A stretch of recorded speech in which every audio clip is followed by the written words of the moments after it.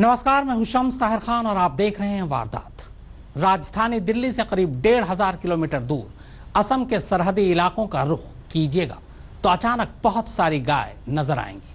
कुछ दौड़ती हुई, कुछ भागती हुई, कुछ क्रेन से लटकी हुई तो कुछ तैरती हुई और कुछ तैराई जाती हुई। कुल मिलाकर बांग्लादेश की सीमा से लगते इलाकों की तरफ जाने वाले हर रास्तों पर गाड़ियां कम, गाय ज्यादा दिखेंगी।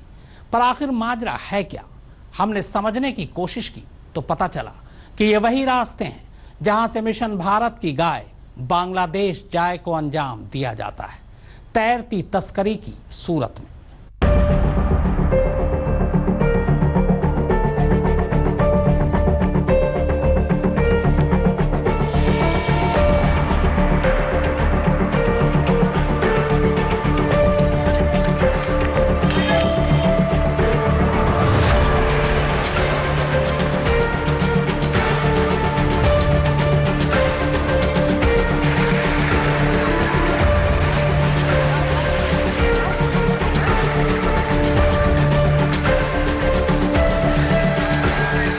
पानी में तैरती हुई इस घास को देखकर आप अंदाजा भी नहीं लगा सकेंगे कि इस घास की आड़ में गौ तस्करी को अंजाम दिया जा रहा है।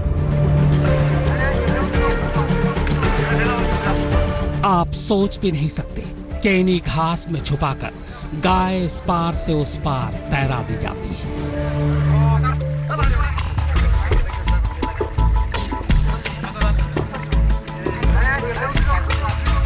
गायों की तस्करी के इस नए और नायाब तरीके का पूरा नया मैकेनिज्म है जिसे समझने की जरूरत है।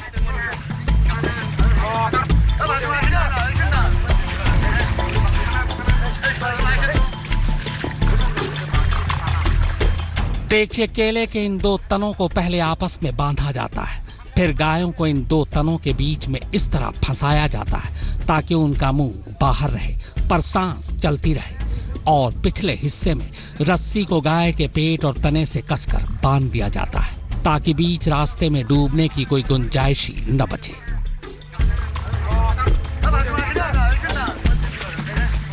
इससे पहले गाय पर कुछ ऐसी मार्किंग कर दी जाती है कि नदी के उस पार बांग्लादेश में इनका आदमी उसे आसानी से पहचान सके।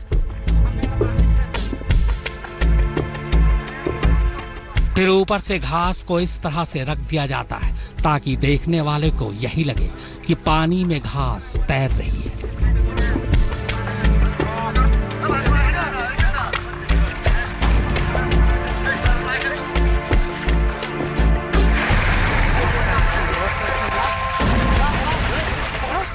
सबसे पहले दर्जनों आदमी मिलकर गायों को घसीट घसीट कर केले के इन तनों पर बांधते हैं।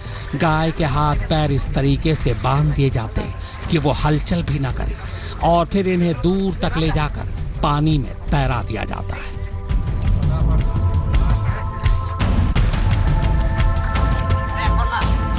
और तैरते तैरते ये गाय नदी के उस पार दूसरे देश बांग्लादेश पहुंच जाती है।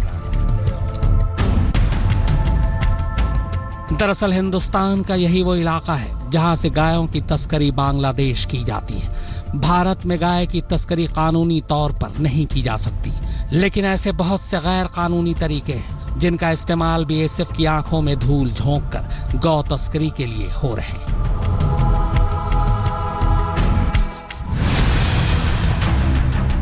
इसी काले कारोबार का पर्दाफाश करने के लिए वारदात की टीम असम से लगते हुए सरहदी इलाकों पर पहुंची और ये जानने की कोशिश की कि कैसे ट्रकों के जरिए मवेशियों को बांग्लादेश बॉर्डर तक लाया जाता है और फिर उन्हीं गायों को पानी में तैराते हुए बॉर्डर पार कराकर बांग्लादेश भेज दिया जाता है।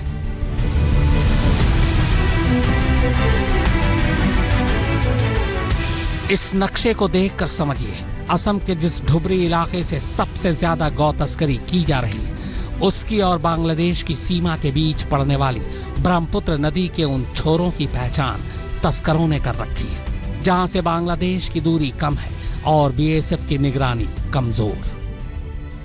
गाय का दिन दहाड़े तस्करी हो रहा है।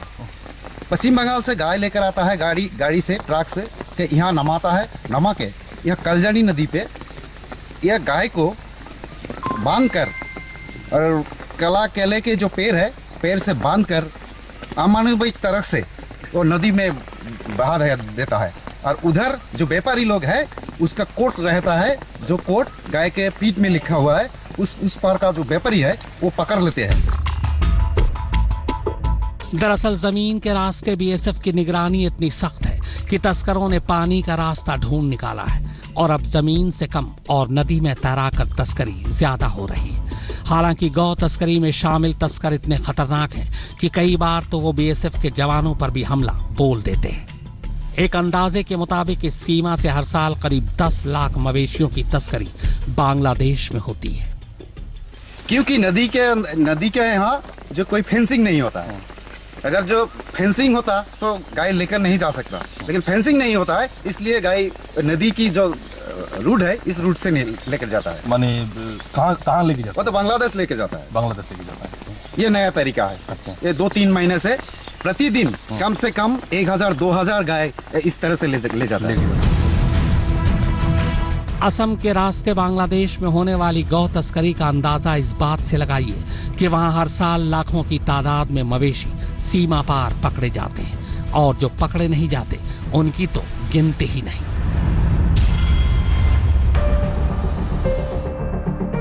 ये तमाम आंकड़े संसदीय स्थायी समिति के हैं।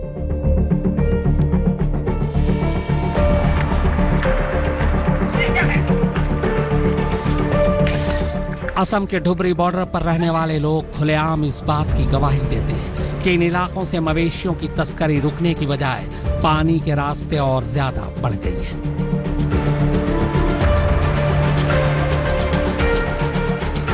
गाय इस तरह से बांध कर ले जाते हैं। वो गाय को पूरा वो जो गाय का मुंह है वो मुंह उठा कर केले की जो पेड़ है पेड़ से बांध कर वो माथे पे वो क्या देता है, कचरा वगैरह दे के ले जाता है। बीएसएफ वो कोई उसके समझ में नहीं आता है वो क्या जा रहा है, गाय जा रहा है या वो कोई कचरा जा रहा है। जैसे जैसे हम इस शहर के अंदर जाते रहे हमें खेत खलिहानों में चरने वाले मवेशियों की तादाद बढ़ती दिखी। दरअसल सड़क किनारे लोग गायों को सरहदी इलाकों की तरफ ले जाते दिख रहे थे। ये ना तो वो लोग हैं जो गायों को असम लाए और ना ही इन्होंने गायों को खरीदा है। दरअसल ये तो वो लोग हैं जो गायों को बॉर्डर तक ले जाते हैं, जिसके बदले इन्हें कुछ पैसे मिलते हैं, जहां से आगे तस्कर उन्हें बांग्लादेश भेजता है।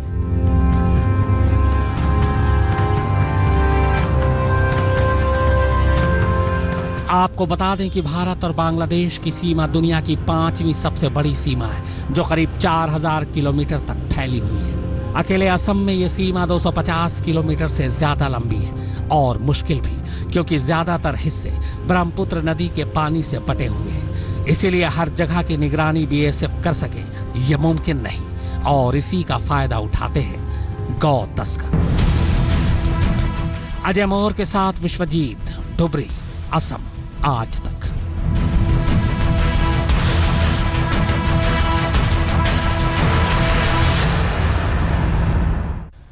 भारत में बैन होने के बावजूद असम से बांग्लादेश में गौ तस्करी का ये गोरख धंधा कैसे चलता है? कैसे रोजाना हजारों गायों को बांग्लादेश बॉर्डर पार करवाया जाता है? इन्हीं सवालों का जवाब हमने तलाशने की कोशिश की और हमारे कैमरों ने खुद इस धंधे से जुड़े लोगों के मुंह से ये पूरा सच उगलवा लिया। देखिए कैसे गौ तस्करी की परतें खुद ब खुद खुलती चली गई।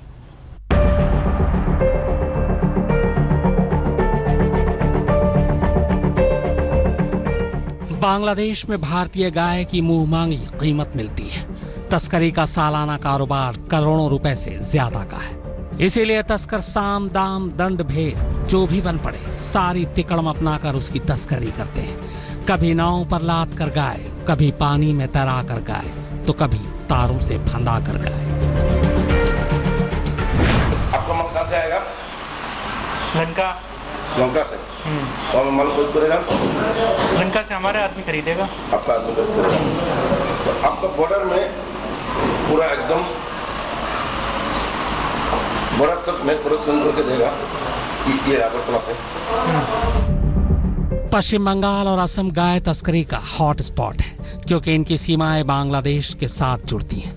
यही बॉर्डर असम और पश्चिम बंगाल से गायों को बांग्लादेश पहुंचाने का रूट बनता है। भारत और बांग्लादेश का 50% बॉर्डर नदी में पड़ता है, जिस पूरे इलाके में बीएसएफ की 14 कंपनियां तैनात हैं। हर कंपनी के 75 जवान 24 घंटे निगरानी करते हैं, लेकिन ये काफी नहीं है क्योंकि एक तो रात को पेट्रोलिंग बहुत कठिन होती है, दूसरा नदी में रात के वक्त कुछ दिखाई नहीं देता। यह आफताब है, असम के लंका में पशु मंडी का जाना पहचाना नाम और कुख्यात गाय तस्कर, जो गायों की तस्करी का सबसे बड़ा ठेकेदार है। ये तो सब जाएगा, ये तो असम का है माल, लेकिन जाएगा सब बांग्लादेश।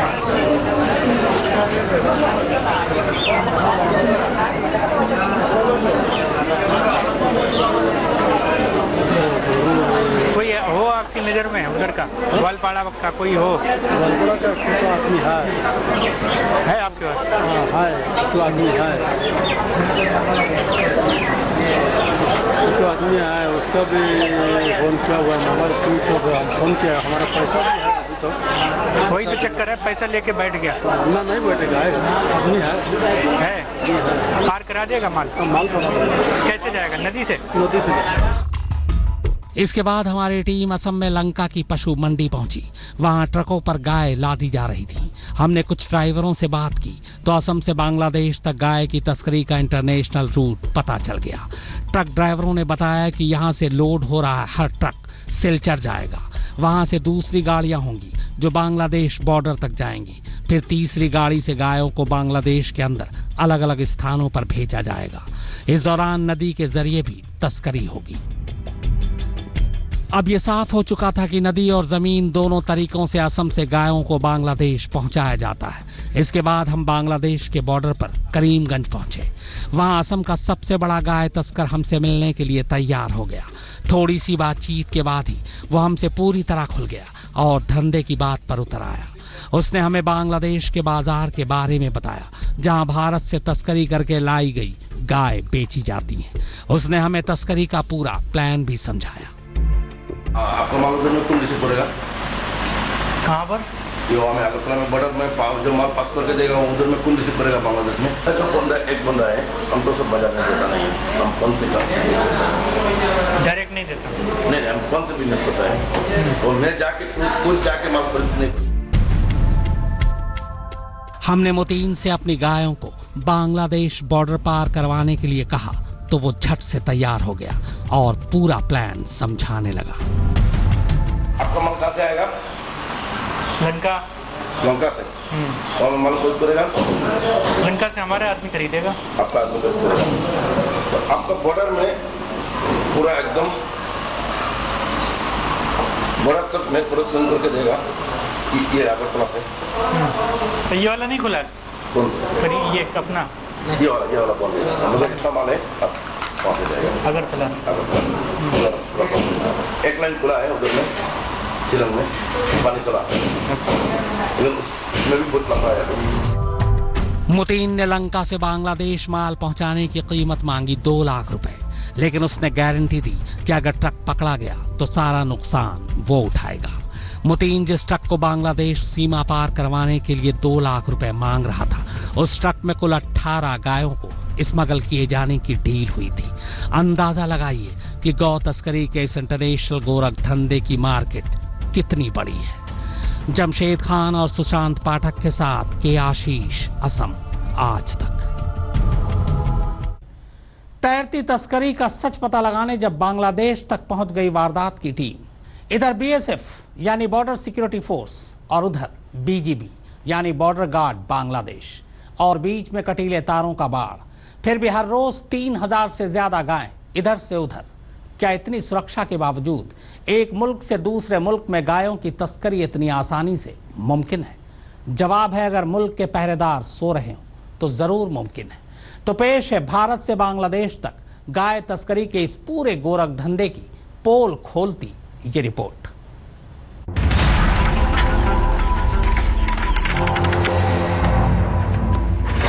एक तरफ गले में बंधी रस्सी के सहारे कई फीट की ऊंचाई पर लटकती गाय और दूसरी तरफ इसी रस्सी को एक क्रेन नुमा लकड़ी के पोल से बांधकर घुमाते हुए लोग।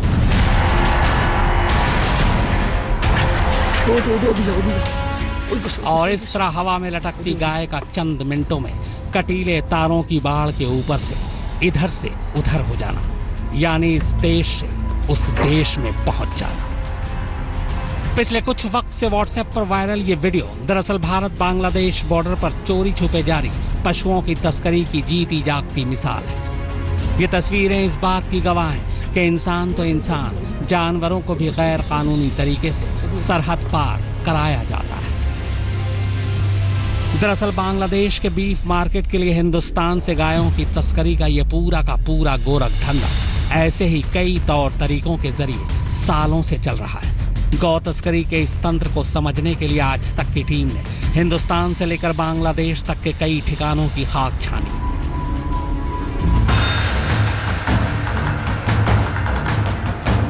इसी क्रम में हम पहुंचे ढाका से करीब 13 किलोमीटर दूर गैपटोल इलाके में, जहां बांग्लादेश का सबसे बड़ा पशु बाजार है। जानते हैं यहां पहुंचकर हमें सबसे अजीब और चौंकाने वाली बात क्या पता चली। हमें पता चला कि इस पशु बाजार में बिकने के लिए आने वाले पशुओं का एक बड़ा हिस्सा हरियाणा, राजस्थान और यूपी जैसे हिंदुस्तानी राज्यों से आते हैं। कभी ट्रकों पर लाद कर, कभी क्रेन से सरहद पार कराकर, कभी नावों के जरिए, कभी पैदल, तो कभी पानी में तैराते हुए।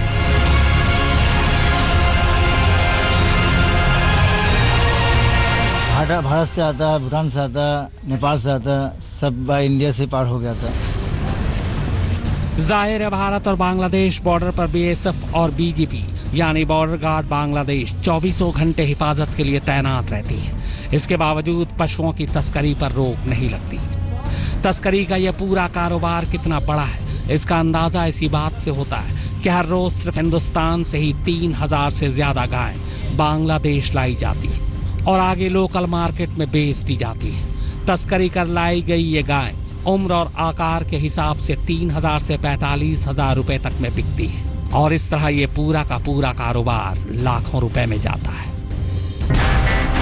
कमाल देखिए, वैसे तो तस्करी का ये पूरा का पूरा गोरख धंधा दोनों देशों की एजेंसियों में शामिल चंद लोगों की मिली भगत से ही होता है, लेकिन बांग्लादेशी गार्ड इसके लिए बीएसएफ को जिम्मेदार ठहराते हैं। जाहिर है ये सब एक संगठित रैकेट के तहत होता है। कई बार तस्करी के दौरान गाय पकड़ी भी जाती है, जिन्हें पहले कस्टम के हवाले किया जाता है और फिर आगे नीलाम कर दिया जाता है। भारतीय एजेंसियां इस तस्करी के लिए स्थानीय तस्करों को कसूरवार ठहराती हैं, लेकिन हकीकत यही है कि तस्करी के लिए लोग कोई बाहर से नहीं आते, बल्कि ये तस्कर भी हमारे और आपके पीछे ही रहते हैं। ढाका से कमलजीत संधू के साथ आज तक ब्यूरो। जानवरों की खरीद फरोख्त को लेकर सरकार के नए नोटिफिकेशन से क्या रुक जाएगी जानवरों की तस्करी और अवैध कारोबार? पशुओं की तस्करी और पशुवध रोकने के इरादे से केंद्र सरकार ने नया नोटिफिकेशन तो जारी कर दिया, लेकिन इस नोटिफिकेशन में इतने पेचो खम हैं कि एक एक पेच अब खेती किसानी और पशुओं का कारोबार करने वालों पर भारी पड़ रहा है। शायद यही वजह है कि फिलहाल सुप्रीम कोर्ट ने भी इस नोटिफिकेशन पर कुछ समय के लिए रोक लगा दी है। देश में पशुओं की तस्करी और उन्हें नाजायज बूचड़खानों में जाने से रोकने के लिए सरकार ने पिछले महीने की 25 तारीख को पशु बाजार विनियमन के नाम से एक नया नोटिफिकेशन तो लागू कर दिया, लेकिन लागू होने के साथ ही विवादों में घिरी इस नोटिफिकेशन पर अब देश की सबसे बड़ी अदालत यानी सुप्रीम कोर्ट ने केंद्र सरकार से जवाब मांगा है। असल में केंद्र सरकार के नए नोटिफिकेशन की नियम और शर्तें कुछ इतनी ज्यादा हैं कि जानकारों को अब इस बात पर शक होने लगा है कि ये शर्तें वाकई कभी धरातल पर लागू हो पाएंगी भी या नहीं। इस नोटिफिकेशन के लागू होने के बाद अब किसानों और जानवरों को खरीदने बेचने वाले को अपने साथ अपना पहचान पत्र भी रखना होगा और साथ ही कोई भी जानवर खरीदते या बेचते वक्त ये लिखित में देना होगा कि वो पशुओं की खरीद फरोख्त पशुवध के लिए यानी उन्हें काटने के लिए नहीं कर रहे। अब जाहिर है हर पशु की उपयोगिता दूध या खेती के लिए नहीं होती। ऐसे में उन पशुओं का क्या होगा जो दूध देने या खेती में इस्तेमाल करने लायक नहीं है? क्या वो नहीं बिकेंगी? अगर बिकेंगी तो उसके खरीदार आखिर उनका क्या करेंगे?